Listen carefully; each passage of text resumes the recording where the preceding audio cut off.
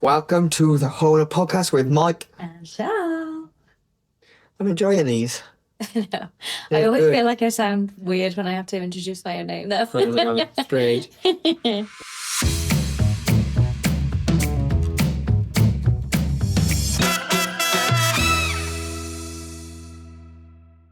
What are we talking about today?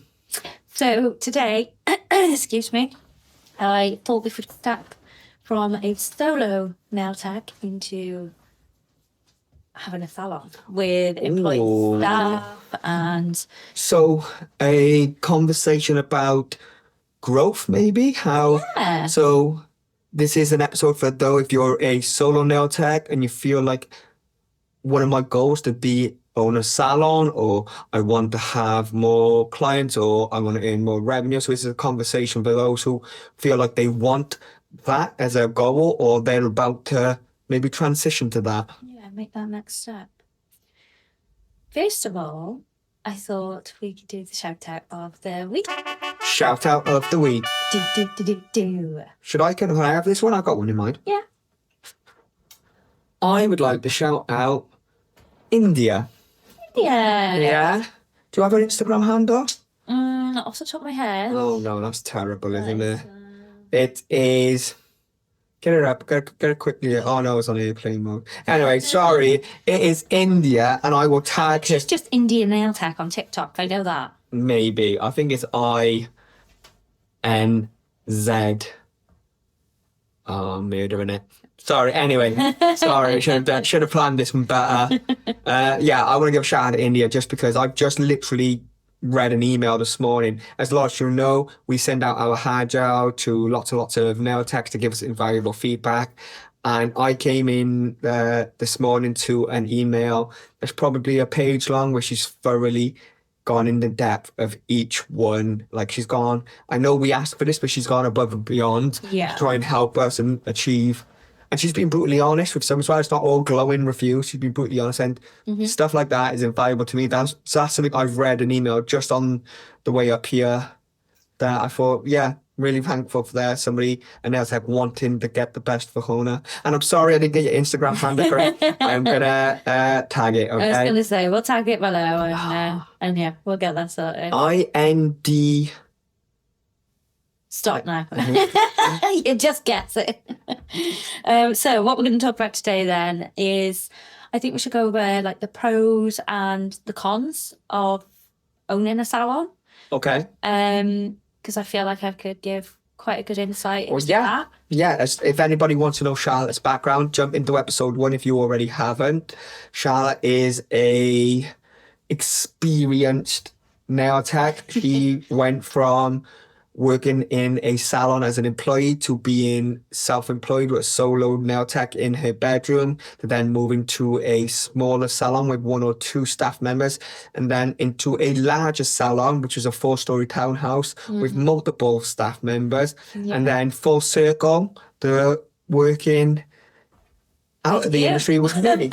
So Charlotte's got a wealth of experience from start to finish. So yeah, this is probably a good episode where there's a lot of nail techs who don't know whether it's for them or whether it's something which scares them. And hopefully you can give some experience pointers on like what went well for you, what you found challenging, and maybe you can talk about how you transitioned from being a solo nail tech in your bedroom to owning a salon. Yeah, and I think as well what we'll touch on is the reasons why you want to do it, because it might not be for everyone. Yeah, it feels like it's the natural thing for a nail tech want to do. But I always say this to everyone. Yeah. What does success look like for you? Oh, yeah. Absolutely. So a nail tech may think success looks like owning a salon, having that status, 3-4 staff members, massive clientele.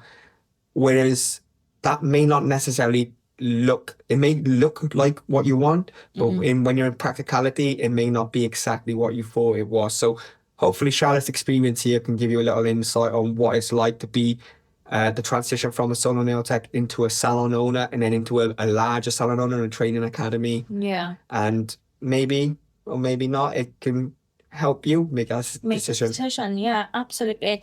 There's so many things to consider. So I thought if we just start with some of the pros first, because I think it's always good to start on a positive note. So the pros of moving your solo nail tech career into a salon and becoming a salon owner with staff members. So one of the things for me that prompted me to do it was basically getting to have team members.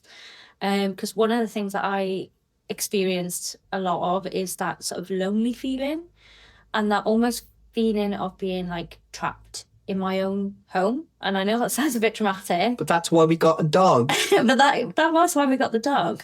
But it was more the fact of, I'm just me on my own, in my room, in my house. Even if you were getting clients, you still felt lonely? Definitely. I definitely still felt as if I had that professional relationship with my clients, but I didn't have the, like coming to work and have a banter about your boss.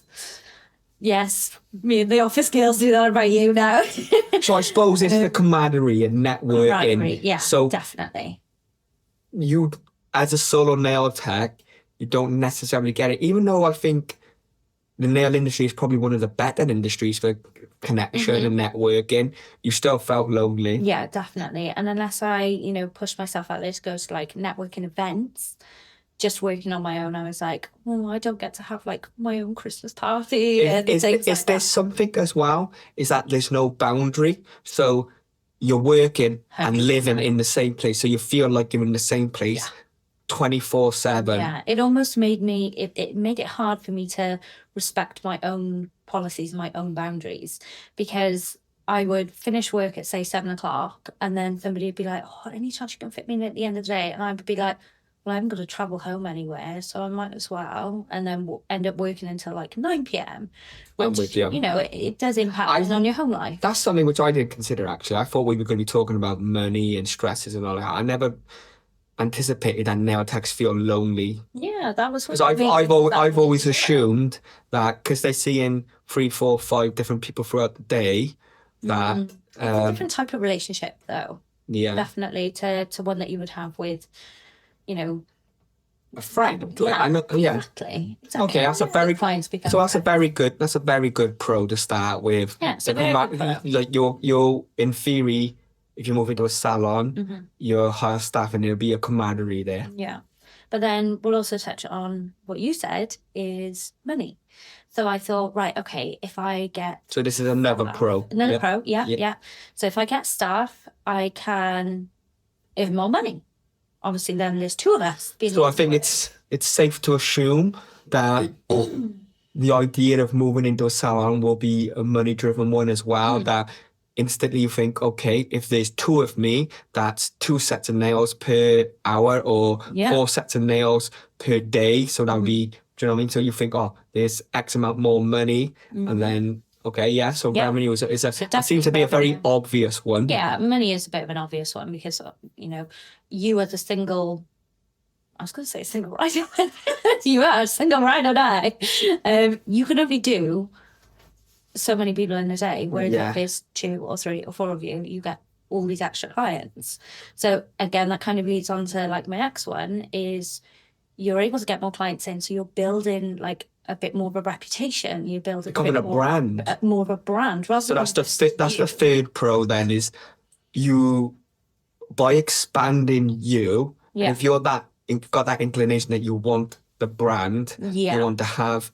I don't know what your brand was at 28 and like the big townhouse. I do get that, yeah.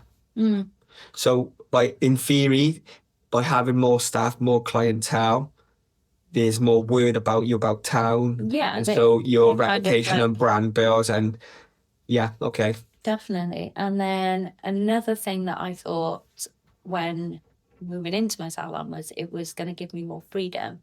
It was going to give me more time because I thought, right, okay, if I've got staff there that can work and I go on holiday for a week, that business can continue to run and I can still continue to earn money. Whereas if I'm working on my own, anytime that I have off, whether it's sick, whether it's holiday, whether it's Christmas, if I don't work, I don't earn money. Yeah. Whereas if I've got staff there, I can do so. It covers you a little bit more. So when you say freedom, it's not freedom as in, oh, I can play around all day with Billy, I can go shopping. It's freedom to, I can take a holiday and still have some Yeah. type of income. I can have more regular weekends off or a rota. That's what you mean by freedom, that it gives you more time. Okay. Yeah. Little did I know.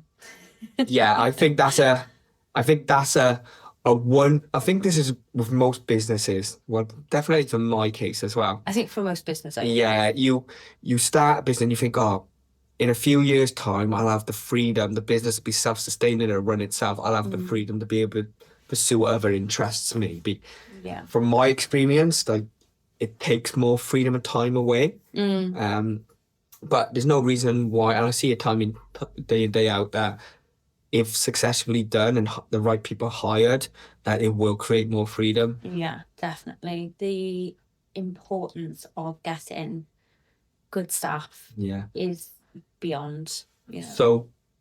So round up the pros instantly and tell me and let us know in the comments if you think these pros align with you, or if we've missed one, let us know what else is the reason why you think you want to move into a salon environment or own a salon even. So pros for me were I get to work in a team rather than just camaraderie. So camaraderie.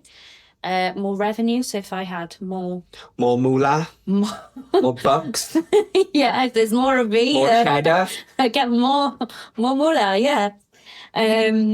The growth, so the branding side of things, if that's something that really matters to you, you're on about reputation, like status and reputation. Yeah, actually, that is a good point. I know I'm gonna waffle a little bit now, but that was one thing that I much preferred in changing my name from when I was a solo tech. So I was known as Charlotte's Studio Beauty, so it had my name on it.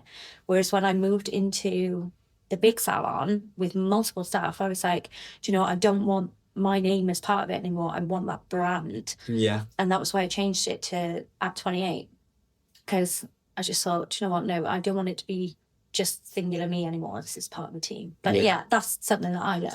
So brand third and point was reputation. brand and reputation and status. Status. And then finally your possibility to have more freedom if needed. Yeah. In regards to like time off. Yeah, so all sounds good. She's like, I know what you're thinking. Like, yeah, I want more money. I want more time. Yeah, I want status. I want everyone to think I'm the it girl salon. I want the celebrities coming to me because I'm the best motherfucker in the world. However, not everything is sunshine and rainbows, and I don't have to preach to the choir here. Sing to the choir, preach to the choir. Preach to the choir. I'll go with that. Running your business is difficult, and it's very rarely plain sailing. Yeah. Even as solo nail tech, you've got ups and downs. Yeah. And I think it becomes amplified. The highs get higher and the lows get lower when you start growing. Yeah. So would you like to talk about the cons of moving from being an independent solo nail tech to a salon owner with staff? One of the main things that hit me hardest was when you get staff, that increased amount of responsibility that I kind of never really. So when you say, I think most people think, oh yeah, more staff, more responsibility, but do you mean responsibility as in HR or? Everything. So every aspect. So you've got like, I did make a list because I was like, there's actually so many. So I had additional management duties. So things like payroll. I only ever had to worry about what money was going into my life before, and now all of a sudden I'm responsible for making sure having to set PAYE, pensions, HMRC, like everything to go along with that. But not only that, so paying them. So making sure that I set reminders to pay them. Like pay slips, like having. So you can't just transfer them, like if you're doing everything by the book, which we always advocate to do, you can't just transfer the money and there you go. No, you're going to have to go through some kind of payment software. There's some free ones and then there's some paid ones, obviously, and you're going to have to work out holiday allowance. You're going to have to work out pension contributions. You're going to have to work out all the PAYE, which you legally have to do. You have to figure this out and remember to do your payroll every month. So if you're not technologically advanced. Advanced? No. No, it's not. If it's just not your thing, And it wasn't my thing at all. it's that could become, do you know what? And especially when you start getting 2, 3, 4. So what are we at now? So Yeah. Hona's got 17 now. Yeah. Do you know what I mean? Like that. No, 18 now. Oh, I don't know. 18 now. Growing too fast, guys. It's we're at a point where it's nigh on. We need probably a payroll person. Well, that's it. Do you know what I mean? So having it your- gets more and more and more difficult as you Yeah. grow. Like I had a friend accountant who was, helped me do my books when I was just on my own.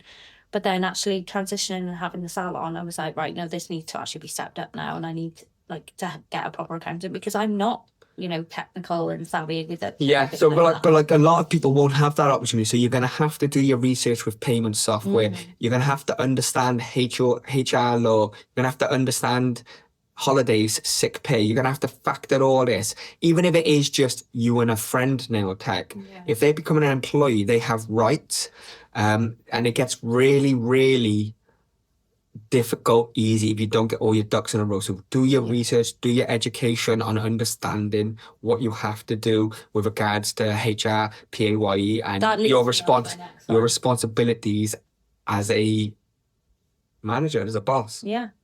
So HR actually, staff dynamics as well. So Number two con, staff dynamic. well, no, it kind of falls into the same one with Okay. the increased responsibilities. Okay. Because, One B.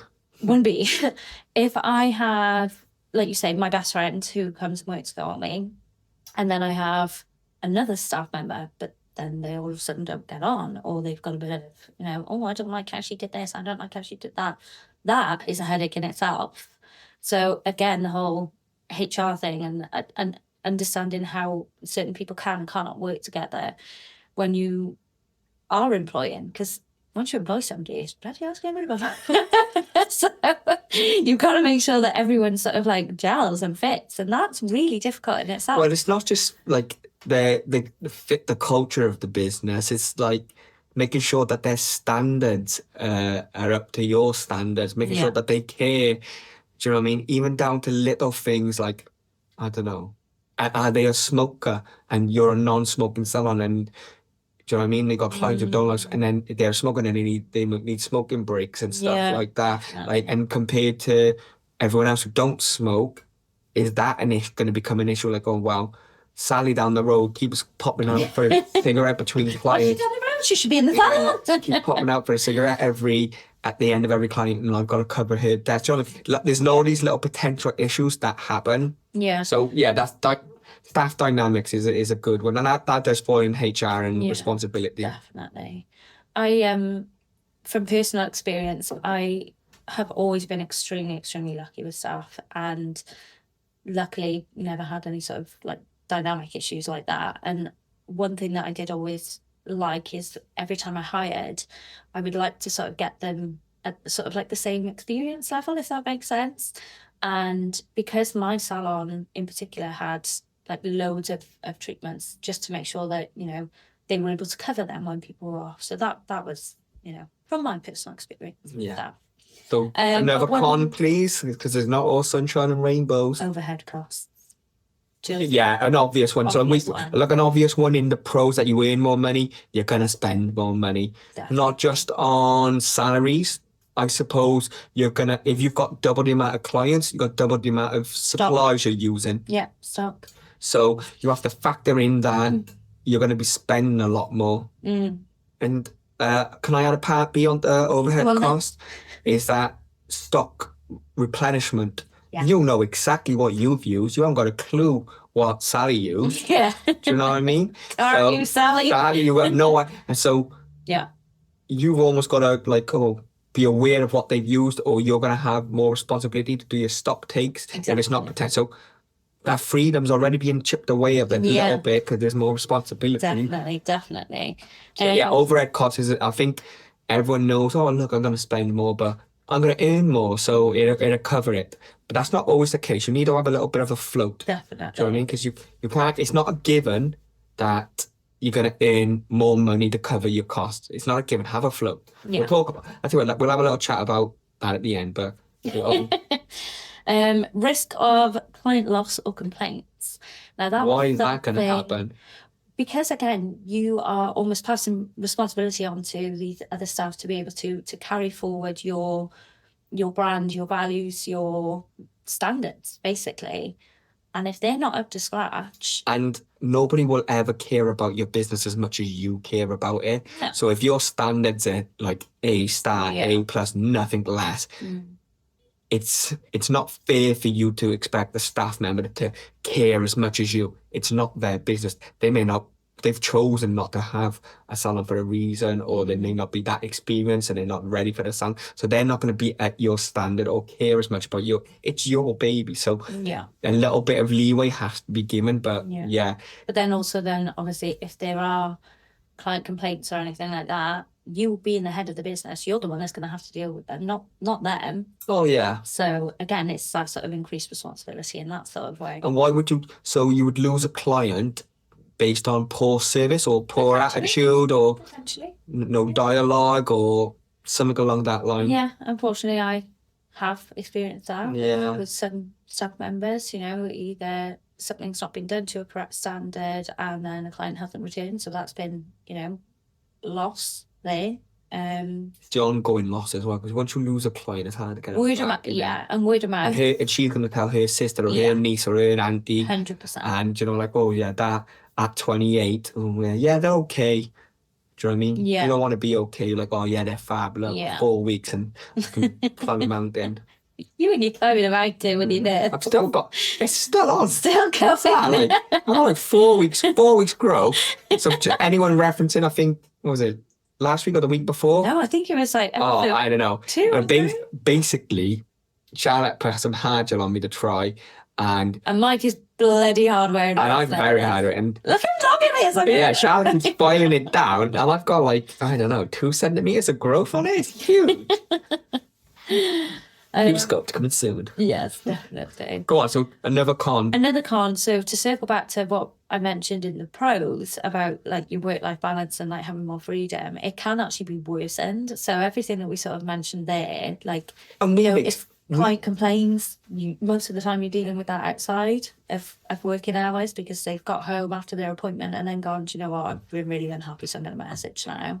So again, it's out of your hours.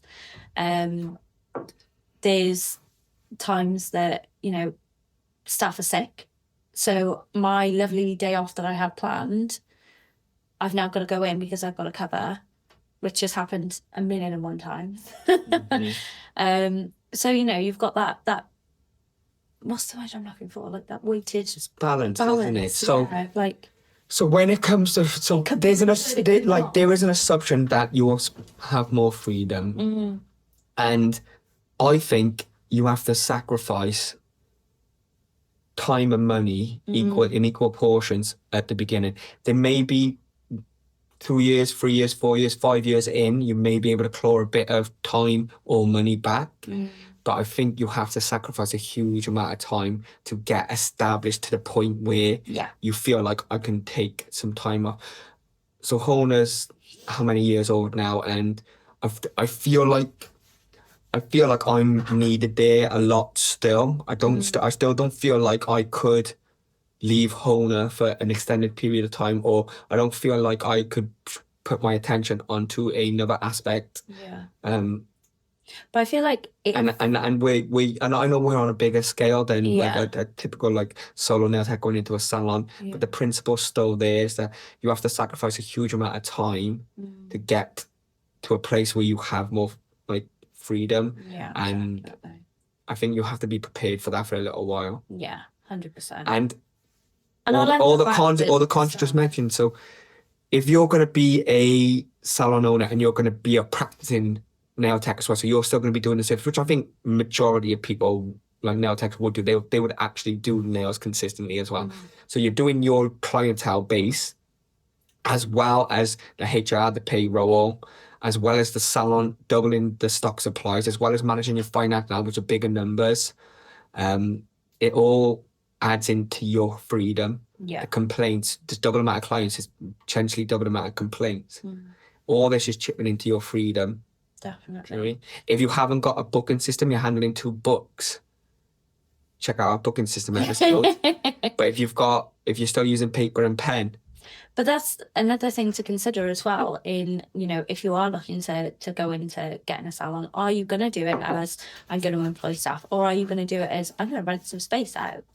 Yeah. In which case, there are so many different ways that you can do it. So by renting a space out, you're almost giving that person just somewhere to work from. They're handling their own books, they're handling their own stock, and it kind of like doesn't impact you as much.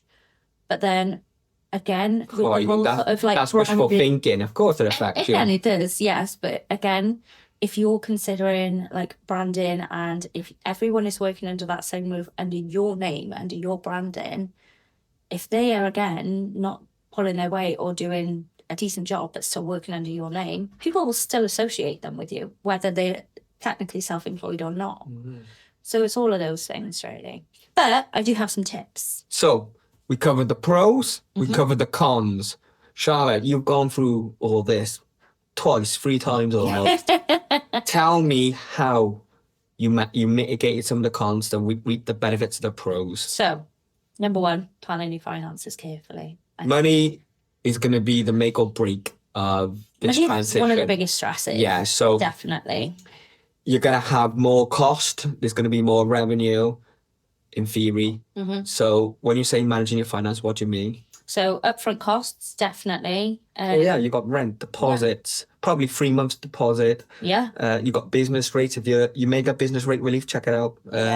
And there's obviously salaries, double the amount of, you're going to have to get another nail desk, another lamp. So making sure you've got that cushion. So there's going to be upfront costs, yeah. And so when you say cushion, you mean? I'm making sure you have savings there. So like, okay, because you don't. Yeah, that's a good point. You don't want to have. Oh, look, I got $5,000 to set up this salon space.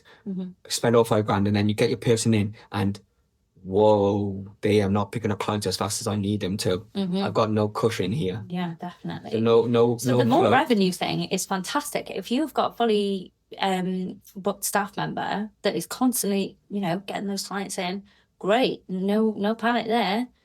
If they're starting and they've, just come out of college, most of my girls came straight out of college, they hadn't built up their own clientele, they were coming to me fresh.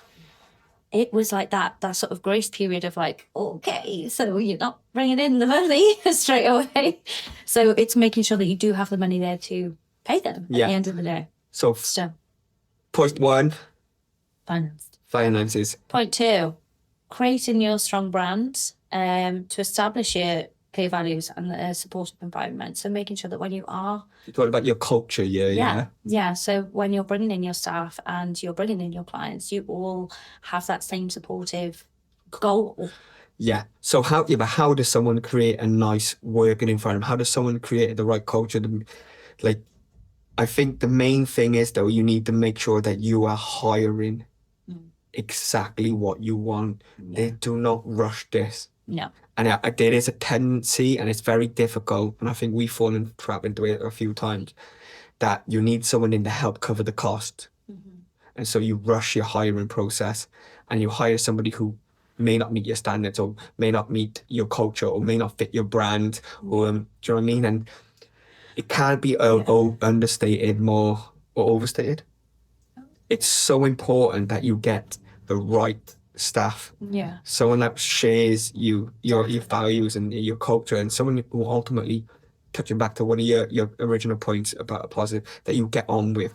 Yeah, definitely. I've had stuff, and it can actually impact everything else then as well. It can impact finances, it can impact your time, because if you then get that person in that's not the right fit, and then you've gone through all the HMRC, you've gone through payroll, you've set them up with their pension, this, that and the other, and then you have to redo it all again. 2 months down the line, it's not worked out, you're having to get rid of them. You fill out the bag. And I know we sound like this sounds obvious, like hire the right people, but like it's so fundamental to doing the right, the getting a successful salon or not. And you will open up your salon space, and then you will feel like, oh no, I've got all these overheads. I just need to get someone in.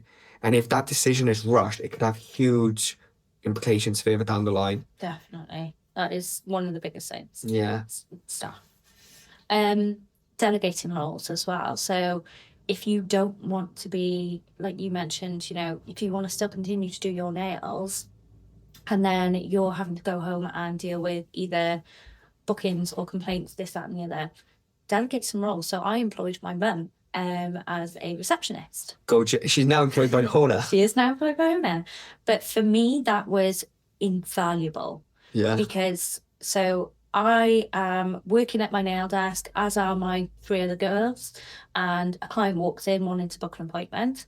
If I'm then having to stand up and walk away from my client, go to the reception desk, book them in, take all their details, take their deposit, it's eating into my... No, it's bad service for the client. Yeah. So I'm obviously taking that time away. So having somebody there to manage that task, it's much, much easier. So delegating tasks where possible, and even a manager. So when we said about like having time off, having a manager there to make sure that, again, that they align with your goals. So I'm playing devil's advocate here. Somebody's listening going, I can't afford that. I'm transitioning from a solo nail tech, so I just want a nail tech. I just want another me. And I go back.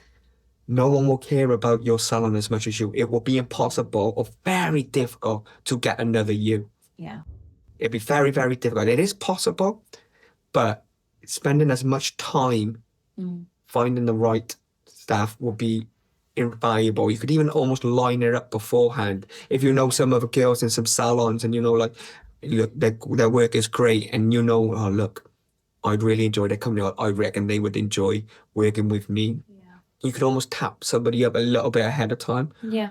Is that ethical or unethical? No, I know a lot of people that... Is that a thing? I'm gonna say, now, when I was in my very first salon, my boss, hopefully she doesn't listen to this, actually went as a client to other salons in the area having treatments done to see who was really, really good, and then she offered them a job. Shady.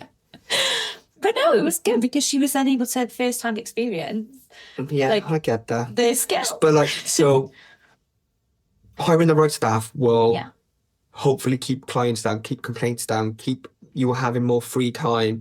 It will cost you less having to get people in for repairs, etc., etc. So that's up there with one of the most important things that you need to take a huge amount of time and care on. But that leads me on to do not rush that task. No, that leads me on to my final sort of tip. Really would be like mentorship, development training. That was something that I really highly focused on in mine as well. So a lot of the girls that came into me, I would constantly be asking what courses do you want to do? Is there anything now that I can help you with in regards to stepping up to that next stage? So when I went off on maternity, for example, one of my regular staff members stepped up to sort of take on that managerial role. So she sat with me and she went through, stock ordering and things like that. So it almost gives them a little bit of a boost as well to get that responsibility from you. Yeah. But I think always putting time into developing and mentoring your staff will 100% benefit you in the future. It may take time out, but it's worth it in the long run. Because it's do you hire established or new, fresh, inexperienced? There's pros and cons for both. Again, yeah, pros and cons. And we could probably talk about that in another episode. But if you're hiring experienced one, it's more about getting them aligned with your brand and your vision and keeping them happy. If you're getting somebody who's less experienced, who's fresh and new to the industry, it's about getting them skilled up and trained to your standards. So it's different. It depends which avenue you want to go down. I think probably the more established one would get you more revenue and more clientele quickly, but there would be potentially more HR issues there and more culture conflict. Whereas if you've got a less experienced one, you can mold them a little bit better to make them almost like you, and they'll be a sponge. So, but that's more time consuming. Yeah. So again, that up. The pros and cons. Yeah. We could keep going on about the pros and cons for forever and a day, and it is ultimately down to your decision, and we'll echo back to you've got to do what's right for you, and whether that is taking the next step or just implementing your own development and what you want to do with yourself. So good. Hopefully that gives you a little insight from an experienced nail tech who's been through it, what you can expect. There's gonna be a lot of issues, but equally it's going to be a lot of reward. Do things slowly. Take your time with it. Don't rush anything. Definitely. And if you ever need advice or help or a conversation about it, drop some comments in there. We might do another live on it. We might do another podcast on it. Or Charlotte might see something and she's like, oh, do you know what? This is what I would do in that scenario. So ask away and we'll try and get some answers to you. Fingers crossed. So, question of the week. Question of the week. Du-du-du-du-du. Insert jingle. Why do I keep singing the McDonald's theme tune? You're loving it. Go on. What's question of the week? Have I seen this one? I don't think you have, actually. So this is when... Is it a fun one or a serious one? It's a bit of both, I think. It's no such thing as fun and serious. No, not fun, not serious. Just, what is one thing you refuse to do as a nail tech? So we have got some serious... What would I refuse to do as a nail tech off the bat? Keep it light. Keep it light. I would refuse to do... What's the nail tech who creates 3D sculpted art? Like, she's incredible. Really, really talented. Bridie. No, not Bridie. Anushka. That's the one, yeah. She must take days. Do you know what I mean? Yeah. Days. But a lot of hers now is down to like content. That's what I wouldn't do. Yeah. If someone comes in and goes, oh, can I have the McDonald's M on my nails? I'm like, get out. Get out. I do French. Get out. You do French? I do a simple French. Because it's so easy. So easy. Oh my God. Get my French manicure. Yeah. But then again, do you know, you mentioned Bridie. On the other end, like, her eye is so small. Like, she must have some, like, binoculars. Binoculars? Like, Magnifiers? Binoculars to see far away. Stupid. Yeah. Yeah, his are amazing anyway. Go on then. So what would you do? What would you refuse? Refuse to do as a nail tech. So this one, I actually feel echoes back to our boundaries episode. And that's force myself to work when I'm sick. And I think, you would so guilty of it. Guys, you're ill. Yeah. I know you've got bills to pay. But do you know what? Look, this is what I'll do. If you're ill and you really need the money because you've got to pay your gas or you got to get that Christmas present for your child, I get them ones. If you're going in because your friend or your client wants nice nails, bar, if it's a wedding, I get it. Like, you may push the boat, but don't make your bride sick. And that's it. But if it's just a client who just wants the nail, like, look, come on. Like, so I get it that if you're skint and you really need this client or this client's on the verge of leaving, like, there's extenuating circumstances. But like one of our you're just gonna make yourself more and more ill. One of our sayings that we love to say is just gel polish. It's just gel polish. Just gel polish. We have a little saying for anyone in the Hona HQ in a nutshell. It's worth everything. Yeah, when it's really stressed, or say we've got a really busy amount of orders, like we've got hundreds and hundreds of orders. People panicking, running around. Or I don't know, we get a complaint or a parcel's gone missing or anything, and then one of the staff's look, and I'm the worst, mine. Yeah. But one of them are looking at us and they're like, what do we do? I'm like, guys, it's just gel polish. It's just gel polish. I know, like we're not curing cancer yet. Do you know what I mean? Maybe one day. Yeah, I don't know. Just polish is getting pretty advanced. But like, I say that a little bit tongue in cheek because, like, if a client isn't getting their nails done and you're on death's door, coughing, throwing up, it's not the end of the world. Yeah, do you know what I mean? It's all right. So I get that. Removing other nail techs work. Now I see this a lot. Controversial. So I'm going to play. A lot of people do, and a lot of people do. So if I was a nail tech now with my business head and marketing head on, I would remove other clients' other nail techs work. It's potentially a new client who's dissatisfied with their current nail tech because they're going to you. So if your books aren't full now, it seems like an opportunity within reason. Yeah. I would do a consultation before booking them. Yeah. I would find out what have you got on your nails and why are you leaving? If they say, I'm leaving because she's refusing to put gel on my nails because I have a suspected allergy, as an instant, there's a reason why she's saying no. If they're saying, I just don't like their vibe and I just want to try and mix it up a little bit, or I'm moving to a new area, there's no reason why you're basically saying no to a new client there who might even have the exact same range you stock in your salon on. Yeah. So that's what I would do. I would have a little, I wouldn't say no outright. Yeah. I would find out more info. Yeah. I used to enjoy doing that. I used to find out a little bit more info about it, like why A little gas, a little bit of tea, a little bit of gas. Yeah. But going on? I understand what people want with you, because if you get a walk-in who's Yes. and they've had I don't know, acrylic on, or they've had some brands on it that just do not soak off. But it's not even down to that. It's down to like if they don't know what is on their nails. So say for example you mentioned acrylic there. I never offered acrylic in my salon, so I personally don't have the like tools to get it off in the time that I have booked out for them. So that's why, So with most things, the answer's usually in the middle. Don't say yes, don't say no. Find out some more. That's what I would do. But I know we got a lot that just say no. Yeah. And I understand those nail techs who have sensitivities and are like, I don't want to be filing off a product which is going to potentially inflame my allergies. Yeah.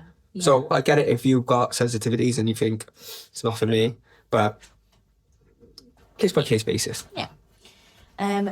Let people leave without paying. What? People let people leave without paying. What do you mean? Yeah. Yeah, there's been... Oh, you're on about, I'll transfer you. I'll transfer you later. Nah, I know you mean well. I know you mean well.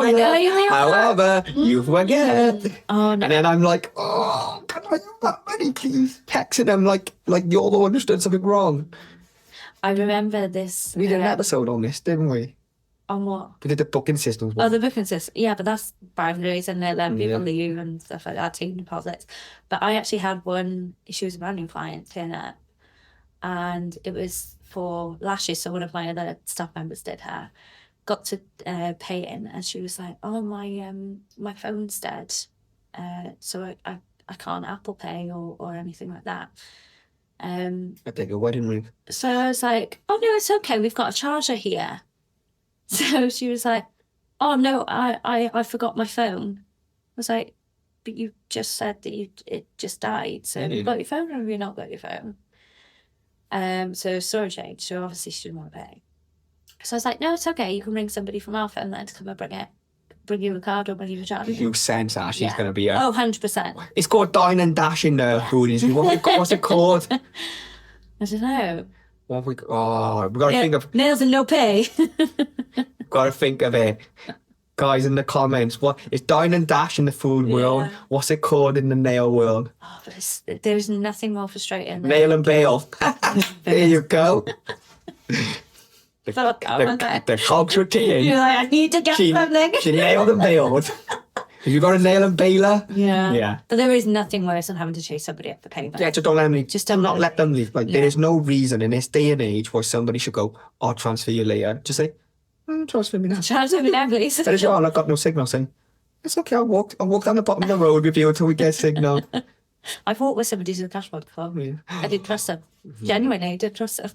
That's that. They ain't coming back. She did. Oh, wow. I get that. But just A, get a booking system so it can be automated, or B, make sure that they bring the cash if you're a cash business. Just don't let them clash that boundary. Final one, feet. I guess. Point blank, no feet. Point blank, no feet. Oh. Get it. Feet are big. Feet are big. Feet are big. Feet are big. You can't just say no to pedicure. Yeah, get over your phone. Get your fingers in those toes. Get them all up in the tootsies. You can't not do toes. Yes, you can. You can't not do toes. If your space doesn't allow you to do toes, don't do toes. There's no reason why a client can just grab a leg up on there. I've had people do that before. Oh. I'm like, no. You know what? If you're a client who thinks, do you know what? I can't get my lamp down here. You need a cordless cube with a detachable bottom. Absolutely. Perfect for pedicures. Perfect for pedis. So yeah, I saw they were quite good ones actually this week. Do you have any behind the scenes that you'd like to share this We week? do. So, behind the scenes with Hona this week. Oh! Have I got a fun one? Yeah, I got a fun one. We've discovered loads and loads and loads of nail techs are using our sanitizer spray as like room spray, as Perfume? fragrance, some of them. I'm like, okay, like I get it. They smell bloody good. I Larry, get I it. think, had somebody in the community saying, I want to Vanilla crown, yeah. crown myself with Yeah. vanilla crown. Like, if I I'm have like, I that get sort of it. thing. So we were like, well, they don't look like perfume bottles. I was like, what can we do to make them more attractive? So you see this over the next few weeks now, or by the time this has come out, it might already be launched. We're giving our cuticle oils a glow up. Yeah, so we did a little behind the scenes of our cuticle oil label glow up. So our cuticle oil labels glow up. And so it felt like a natural progression. But the more and more people we've seen using our sanitizers as other like multi-purpose, Yeah, very we were like, let's make them, let's invest a bit more time and money and effort into this to make it even better. So our sanitizers are getting a glow up. They look stunning. And I'm telling you. And I wanted to take it one step further, but the team pulled me. Reeled you back in. Reeled me back in. Mike's got a thing about wanting to Overdo overdo things. We're like, calm. The thing is, though, you guys are never gonna know what my. Well, maybe once they launch, we can announce what you were wanting to do. No, because I reckon somebody else would jump on it. It's that good an idea. Love it. It's great. You back yourself, don't you, babe? I do a little bit in certain things. So, what do we want to talk about maybe next episode? So, should we chat about next week's episode? So, we spoke a bit about it. You were talking about it then, like people walking out without paying and stuff like that. So, should we talk a bit about money, a bit about pricing? Yeah, we'll do all things. I think pricing's always a good one. Charging your worth, not undercharging, like balancing, like being a new nail tech, wanting to get clients in to actually earning a decent salary. If you want to go from being a solo nail tech to a salon, you're going to need to get your pricing on point. So I think it's a good one that we can weave into other podcasts, maybe. Amazing. Love it. Sound good? Sounds good to me. I've really enjoyed today. Thank you. Thank you. You look pretty as well. Thank you. Oh, I've noticed you had a little tag hanging out or episode. Just tag. No. I can't say. Anyway, I'm enjoying these. If you're enjoying them, don't forget to like and subscribe. Tell your nail best friend about it. Your nail best friend. Your nail best friend. If you've got somebody who you think is deserving of a shout out, let us know. DM us. Or if you're just enjoying hearing me and Charl talk, let us know what you want us to talk about. We've got loads of ideas. We think you want to hear about them, but Get in touch, guys. We'd love to. yeah. Peace and love. Peace and love, guys.